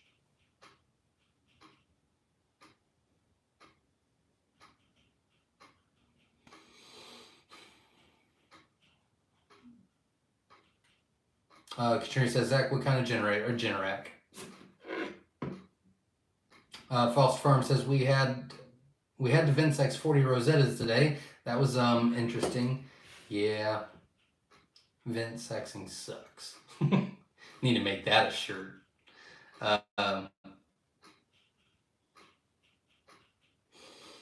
Patty, I think QuailCon's like gonna be September 2nd or 3rd. I think it's the first weekend of September. I don't remember the day. I think it's the 2nd, 3rd. I could be wrong on that. There will be a sign up for the Zoom calls once we get all that set up. Hopefully that will be sooner rather than later. But yeah, there will be a setup for that. Carrie says, I just ordered 50 of the Egyptian. Ooh. I just ordered 50 jumbo Egyptians. Thanks, Zach. I will get those out as quickly as I can, I promise. Vicente says, I bought solar panel and inverter to back up the power. It's a good idea. Sue says, can you turn on closed caption for live talks? You cannot. That would help people that don't speak English. My computer blew out its speaker attachment and I am hard of hearing. No, I guess, I mean, I haven't tried it for a while, but used to. In fact, I'll try it now. Yeah. You can only do closed caption once they're posted. So lives you cannot do closed caption on. I don't know why that is. Or maybe I'm doing it wrong, but I have looked into that before. Rose Wilson says, Rose Wilson from Arkansas. I have a light for my quail and feeding chicken laying mash. Have that light, but where'd you go? But they're not laying. What should I do, Zach? Well, it could be a lot of different things. So I would need a lot more information. But if you go to our YouTube channel and go to the video section, there's one that says, my quail stopped laying. Why? Or something like that. Let's name something. Anyways, that goes into all the issues that it could be. So for example, you know, it depends on how old they are. So if they're 6 to 8 weeks old, you just need to give them a little bit more time. If they're over a year and a half, then it's probably an age thing. So it could be an age thing. Do they have food and water at all times? Are they outside? Is there any predator issues? Could they be scared of any elements or anything like that? That would cause that. Are they in a molt? That could cause that. Are they 3 quail per square foot? Is it 5 hens to 1 male? Like there's a lot of different things, but that video goes into depth very easily to understand, like what to look for and step by step on, okay, this is not it, this is not it. Oh, this could be it. Let's try this. Nope, that's not it. Let's try the next one. I think that would help you the most. Vay or Ed, if you could find that link, I mean, I haven't done YouTube videos for a while, but it's one of the last ones I did. It's Why Are My Quail Stop Laying and How to Fix It, I think is what it's called. If you could put that in there. Oh my God. Stop doing that. For Rose Wilson, I would appreciate it. Maybe if you could tag her so she can see the link.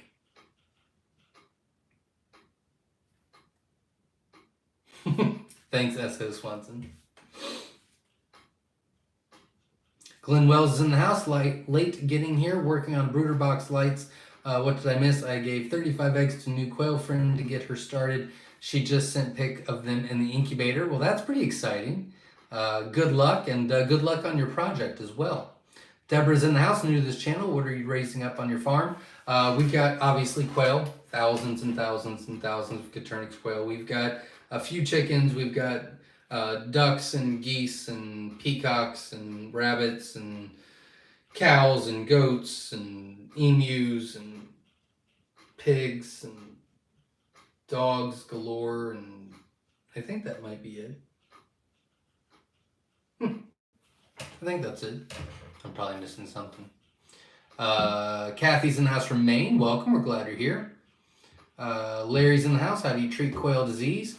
It's pretty, I mean, they can get disease, obviously, but it's pretty rare that they get something, especially if they're in cages, they're not on the ground, things like that.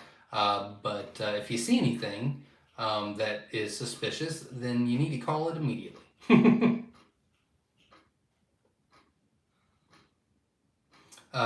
Gloy is in the house. I live in Onyx, and I'm looking, I don't think you were able to finish that sentence. Hopefully you'll be back. But welcome, we're glad you're here. Kurt is in the house. What hatching eggs have the quickest ship time? I would assume the variety choice. Most of them are 2 to 4 weeks out. Most of them are. So most of them are about the same. Bean Farm is in the house. Yay, love. I'm assuming love these nights, maybe. Well, welcome. We're glad you're here. Thanks for stopping by. Haven't said it for a while, so I will real quick. If you can, support the channel by just hitting the like button. I would greatly appreciate it. Mink Yay, I hope I said that correctly. If I butcher it, don't take offense to it, and feel free to correct me. I do not get offended very easily. I don't really get offended at all. Question for live birds. Would you be able to ship 5 females instead of your breeder set? We do have a female set on the website. Unfortunately, we will not have any live birds for the next few months. It's only going to be hatching eggs, but when we get the live birds back in stock, it will be, we will have all breeder sets, or we'll have breeder sets, which is male and female, and then we'll also have like all hen sets, all male sets, so there'll be a lot of different things.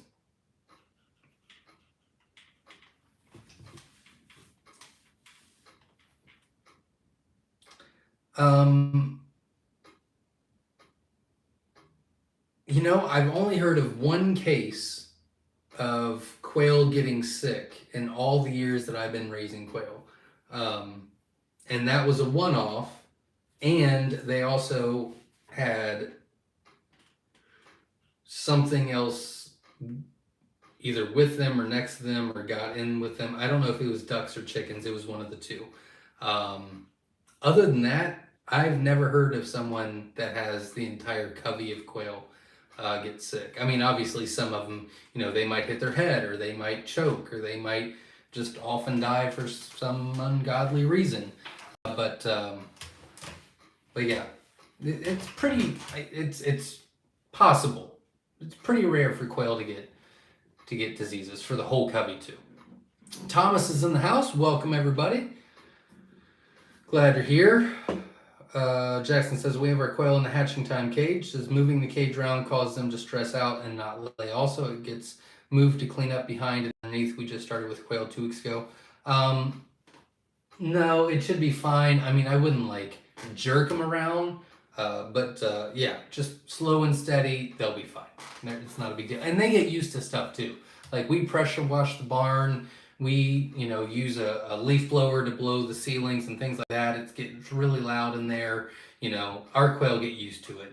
So if they're like grow outs, they'll freak out, might stop laying for a week or two, but after a couple times they go, oh, no, that's just the pressure washer. Not a big deal. So they get used to stuff.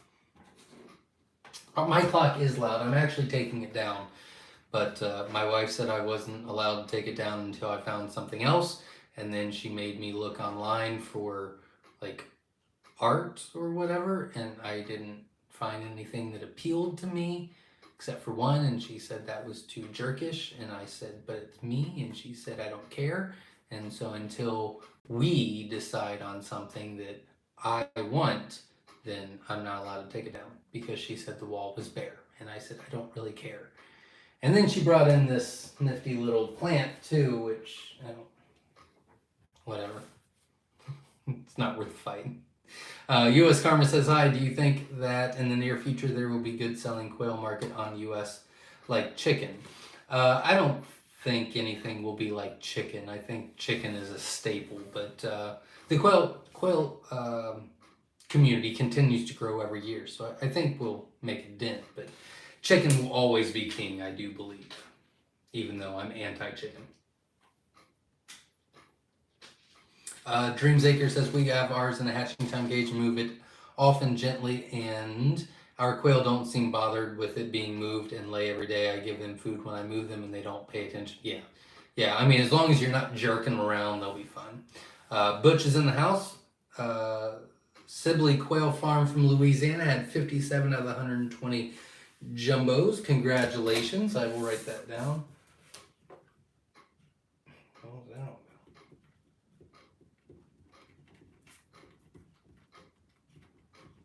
Oh, thank you for letting me know. I will get that on our list. I appreciate you letting me know.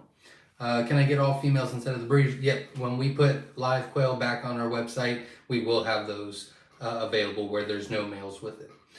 Don's in the house. I want to mount a heat lamp fixture on the inside wall of my new brooder. How much clearance under the bulb should I have? Ours is up against our brooder. I would watch our brooder video. I would put in brooder system by Myshire Farm on YouTube and see that, but we've got our brooders, and then our heat, our light bulb, our heat source is, I think it's 12 inches. It'll say in that video, I think it's 12 inches above the floor. And then obviously they can move around where they want. I live in Phoenix, Arizona. I want to raise quail in my backyard. We have no cheap trees or shade. That's not a problem at all. You can fix that, and they would do fine in a little cage out there and things like that. Wish you all the best. We've got a playlist on our YouTube channel called New to Quail and What I Need to Know. You can always watch that. That'll give you a lot of ideas, a lot of how to raise them and what to think about. And obviously, if you have any questions, feel free to ask.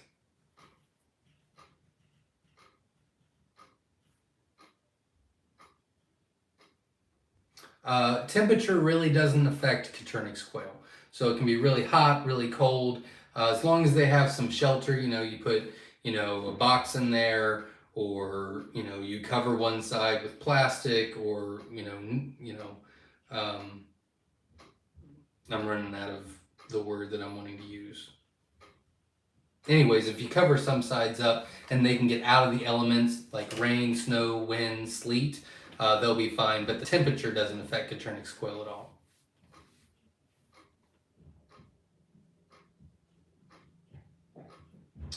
Which is good selling egg or meat in the U.S. market? I mean, they all sell really well. Jumbo Wilds are the most popular. I really like the Jumbo Mix option. I like the Jumbo Whites. I like the Jumbo Egyptians. Obviously, I'm a bigger fan of like the Sparklies and the Feather Sexable Mix, the Golds. I really like production rather than size. I'm okay with having a little bit smaller of a quail, where I can get a lot more production out of it. But, everybody's different. So we've got all those options on the website. Katrina says, Zach, AI has been found in a couple bears up north and most recently a bobcat in California. Yeah, it's still around. They are expecting it to hit really big during the beginning of migration. Hopefully they will be ready for it and be able to mitigate that. That is their goal, but obviously they're not going to be able to affect. It's coming no matter what, because it's in all the migration birds that's going to travel. There's nothing you can do about that. But they're hoping to be able to contain it and be prepared, much more prepared this year. So we'll see how it goes, but we just have to do our part, I guess. William's in the house. This is Will in South Texas. How old do my chicks have to be before I can reliably vent sex them? If you're new, I'm going to say about 8 weeks. If you have some experience with it, 6. So the rule of thumb is you can vent sex as early as 6 weeks. But if you're brand new to it, I would wait until week 7 or 8. It's a whole lot easier for you. So there you go. There's the answer. Backyard Meats in the house. Good evening from South Texas. A lot of Texans tonight. Welcome, everybody.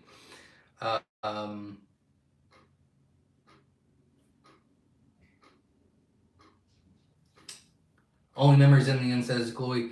They can handle the Phoenix heat and winter cold, no problem. So the main thing is shade and cover from rain. Yep, absolutely. I agree with the same thing. Backyard Meat says, was able to sex my 6.5-week-old jumbo whites today. How many roos do you recommend for 11 hens? I was thinking 3.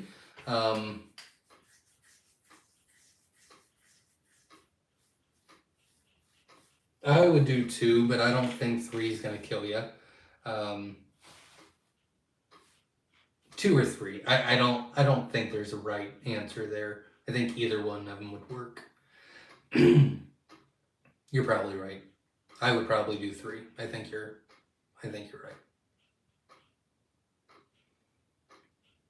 right. You can do either one. You can raise them on the ground or in a coop, but I would recommend putting them in a cage. They're going to feel safer. They're going to be away from the ground, so they won't, have any diseases and things like that.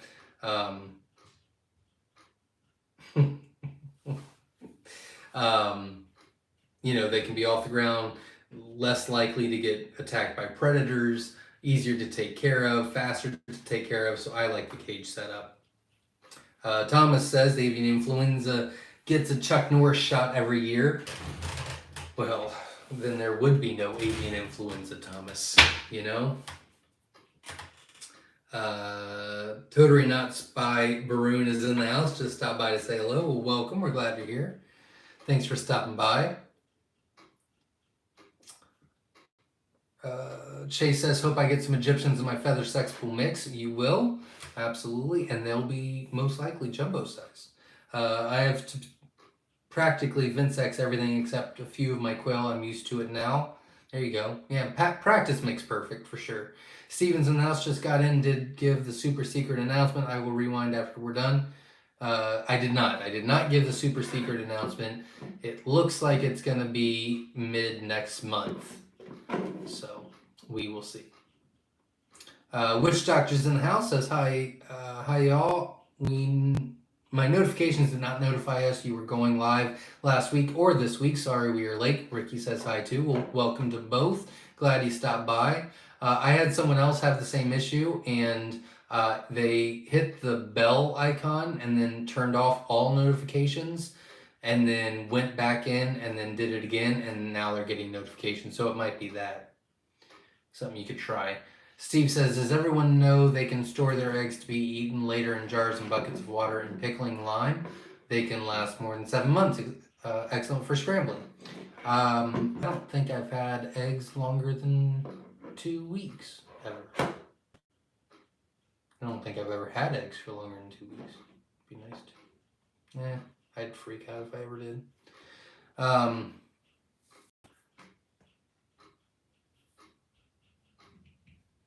Alamo Quail Farm's in the house. Welcome. Glad you're here.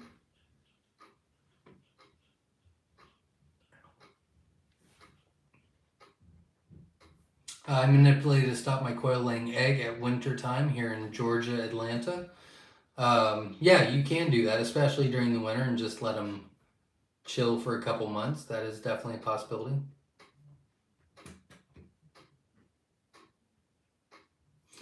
Witch Doctor says, we need another quail con. It's the only time we take vacation. There you go. We'll have it this year. It'll be September 2nd and 3rd. I just got to get...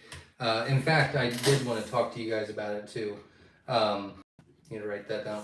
I'm hoping to get it started this week. I'm hoping. Oops. Sorry. This live's obviously taking a little bit longer, so my phone's using a lot of battery. Yep, I just did, Steve. Sorry. Should be fixed now. I apologize. I don't know where we ended, but if you didn't hear me, QuailCon is going to happen September 2nd and 3rd this year. Witch Doctor, I do want to get with you guys. I'm hoping to maybe start planning that this week or at the latest next and get that done. But I did, we had talked about some things last year at QuailCon, and I'd like to run some stuff by you. So I wrote you down on the list, and I will try to text you later on this week, hopefully. MG says, can quail be kept in a garage in Texas? Gets pretty hot, thinking of leaving a small portion up for ventilation. As long as there is ventilation, not a problem at all. Again, heat really doesn't affect them at all. You do need insulation. You need ventilation. But yeah, absolutely. A lot of people do it in Texas. That's not an issue at all.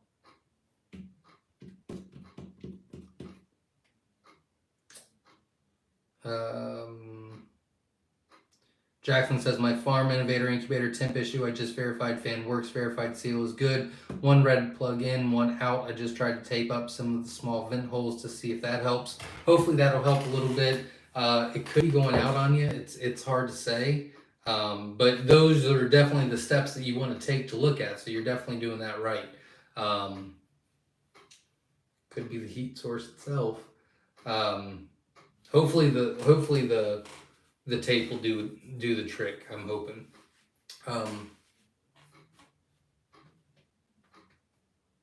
Oh, Rose Wilson, right below your comment. What's the name? Thanks. Oh, maybe they didn't do it. I don't think they did. I think they're just putting crazy amount of links in there. I think they did.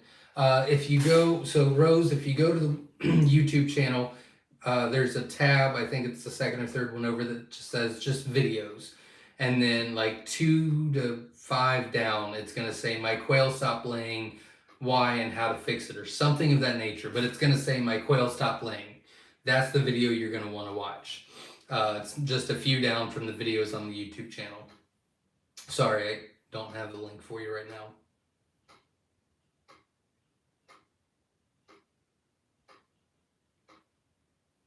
A lot of links.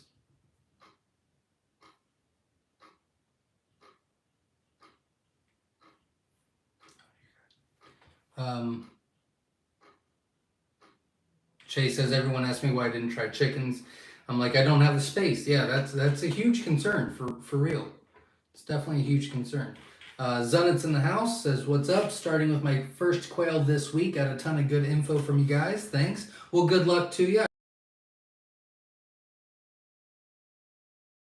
Any questions along your adventure, feel free to let us know.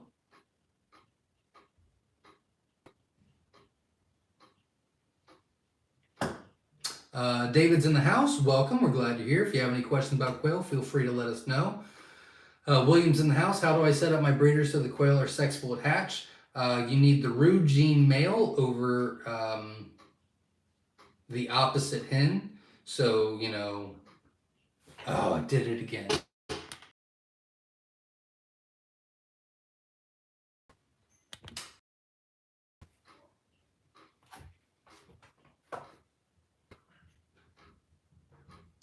Apologize, everybody. Hold on.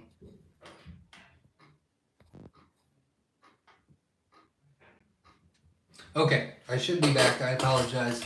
That shouldn't happen again. It is fully plugged. Oh, nope. I'm still losing a little bit of... I will try to keep an eye on it. I went through a lot of battery tonight. I apologize. I will go back one just to make sure, and then I will try to start going a little bit faster in case I keep losing battery. But it's plugged in. Hold on. It is plugged in. I'll try to look up from now on. Let's see. The last one was David is in the house. First time here. Welcome. If you have any questions, feel free to ask. I am sorry for the mess up there. William says, how do I set up my breeders so the quail are sexable at hatch? I would type into the YouTube search bar sex links, SEXLINKS, two separate words, by, and this is the important part, by Myshire Farm. Type that into the YouTube. It will go in depth on what you need, but really you need the Rugine male, so like Egyptian males with wild hens. That will give you sex links every time. You could do autumn ambers over golds, sex links every time, and things like that. But you definitely need the Rugine for sure.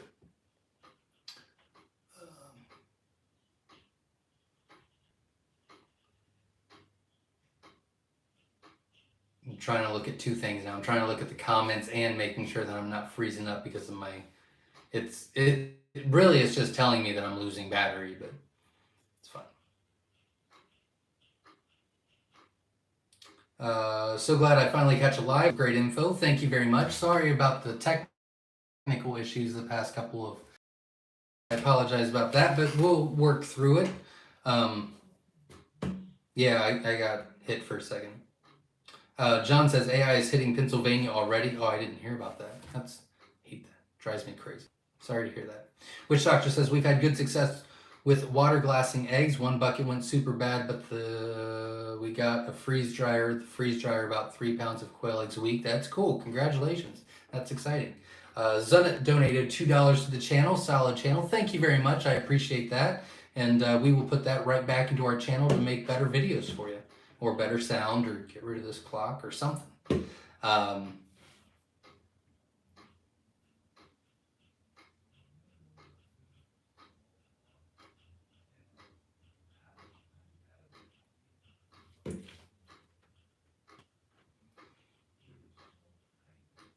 Oh, I didn't know you guys could still hear me even though video stalls. Huh. Well, look at that. Learned something new tonight.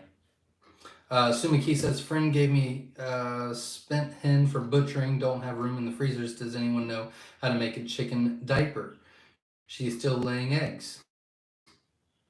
There you go. There's an egg layer for you. To have chickens in the tiny farm town I lived in, so I switched to quail in a tractor and nobody noticed. There you go. That's awesome. That's awesome. Good luck to you. And that's how you do it. Summer's in the house from Texas. Welcome. We're glad you're here.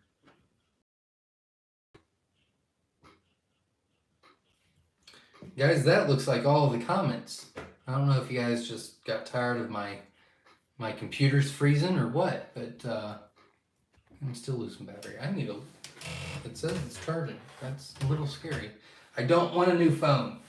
So next week's going to be a little bit different. I actually have something that's going to go on the wall behind me, so I don't have to keep looking down to show me the comments. So I'm hoping that will get set up and that works. Not the best at technology, so we'll see if I mess that up or not. But hopefully I'll be able to just look forward and read from there. That would help me a lot, and we won't have that issue. We almost spent 2 hours on here, but I think there was a lot of really great questions, a lot of hanging out again. I really appreciate that. It is a fantastic community to be a part of, the quail community. I remade my list. Look at that. Two pages plus a couple of notes things. What are those called? I don't know. It's late. I've been up for a while. Of all the videos that I need to do. So I'm really hoping by Tuesday I'll have some time to do it, but I was also hoping I'd have some time to do it last week, and, you know, farm life, man. Never goes as the way you want it. And it is very important for me to get these videos out. I really want to help everybody on their adventure with Coturnix quail, but, you know, the customers from the business and the quail and the farm and the family come first. And so I just, you know, it's just the YouTube videos are kind of being on the back burner, but I am getting closer and closer and closer to getting them done. So bear with me on that. Thank you very much for showing up again. Thank you everybody for all of your support by hitting the like button. We had 157 likes tonight. That was really, really cool. Thank you for the donations. That really does help, especially since my wife won't let me get rid of this stupid clock until I find something else. So, so thanks for that. And again, we'll be back next Sunday at 7 p.m. Eastern Standard Time with another live Q&A. And I need you to give me a couple more weeks, but I've got some really, really, really good, surprising, exciting things coming your way. One is QuailCon. I will start working on that. It won't take me too long to put together, as far as planning goes. And other things that I cannot mention yet, but man, I'm telling you, you will want to hear it. I will make a big deal of it as soon as I'm allowed to talk about it, because they have taped my mouth shut, and I haven't been allowed to say anything for months and months and months, and that is not me. I've got a big mouth. I like to spread the word. So wait until I get to say it. It's going to be off the hook. So again, everybody, thank you very much for your support. Until next time, everybody, stay safe, and we'll see you next Sunday.